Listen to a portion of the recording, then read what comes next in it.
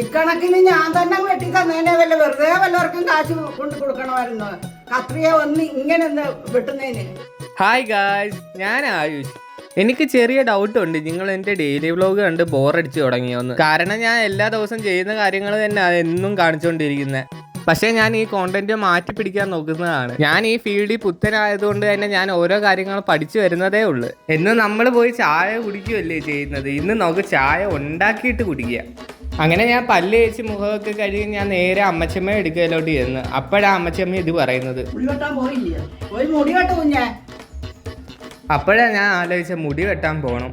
കാരണം നമ്മൾ 10 പഠിച്ച എല്ലാവരെയും ഒന്നും കൂടെ കാണാൻ പോവാ. പൂമ്പാറ്റയാണെങ്കിൽ പിസ്തയുടെ തോട് വെച്ച് എന്തൊക്കെയോ കാണിക്കുന്നു. അങ്ങനെ ഞാൻ തിരിച്ച് വീട്ടിൽ വന്ന് പാലെടുത്തുകൊണ്ട് അമ്മച്ചമ്മയുടെ അങ്ങോട്ട് പോവാ. അങ്ങനെ അമ്മച്ചമ്മയുടെ കയ്യിൽ പാല് കൊണ്ടുപോയി കൊടുത്ത് അമ്മച്ചമ്മയാണെങ്കിൽ നല്ല ചൂട് ചായ ഇട്ട് വന്നു. പിന്നെ നമ്മൾ എന്നത്തെയും കൂട്ടി തന്നെ വെളിയിലോട്ട് ഇറങ്ങി ചായ കുടിക്കാൻ തുടങ്ങി.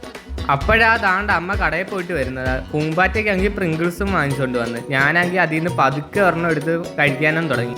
പ്രിങ്കിൾസ് ഒക്കെ കഴിച്ചു കഴിഞ്ഞ് നമ്മൾ പതുക്കെ പോയി രാവിലത്തെ ദോശയും സാമ്പാറും കഴിക്കാൻ തുടങ്ങി. അപ്പോഴാണ് അമ്മച്ചമ്മയുടെ വാക്കുകൾ ഞാൻ ഓർത്തത്. അങ്ങനെ ഞാൻ കണ്ണനെ വിളിച്ചോണ്ട് നേരെ മുടി വെട്ടാൻ പോയി.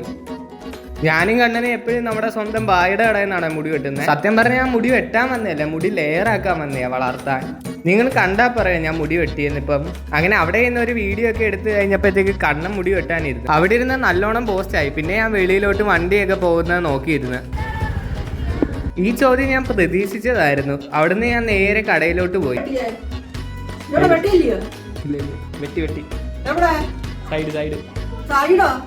കണക്കിന് ഞാൻ തന്നെ വെട്ടി തന്നേനെ വല്ല വെറുതെ വല്ലവർക്കും കാശ് കൊണ്ട് കൊടുക്കണമായിരുന്നു. കത്രിയ ഒന്ന് ഇങ്ങനെ ഒന്ന് വെട്ടുന്നതിന്. അങ്ങനെ അമ്മച്ചമ്മയുടെ വഴക്കും കേട്ട് ഞാൻ നേരെ ഫ്രഷ് ആവാൻ പോകും. അപ്പോൾ ഇന്നത്തേക്ക് ഇത്രേ ഉള്ളൂ. ഇനി അടുത്ത വരവിൽ കാണാം.